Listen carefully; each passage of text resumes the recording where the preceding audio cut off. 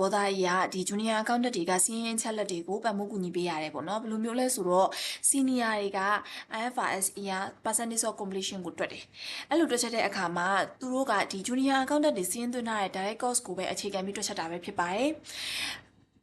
ဒါကြောင့်မို့ junior accountant တွေရဲ့ daily သွင်းထားတဲ့ direct cost တွေကဒီစီးရင်သွင်းမှုတွေကမှန်ကန်မှသာလျှင် percentage of completion ကလည်းမှန်ကန်မှာပဲဖြစ်တယ်ပေါ့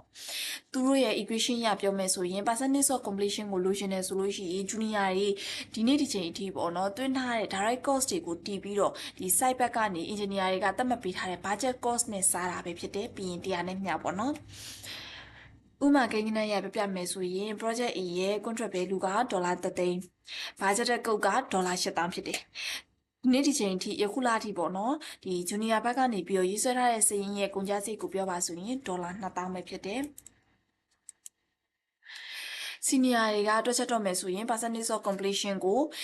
junior ရဲ့ direct cost ကိုတီး total budget cost နဲ့စားတရားနဲ့မျှ 25% ရရှိတယ်။ဒါဆိုရင်ဒီလရဲ့ revenue ကိုသိချင်တယ်ဆိုရင်ဒီ contract value နဲ့ completion percentage နဲ့မျှလိုက်ပဲဆိုရင် contract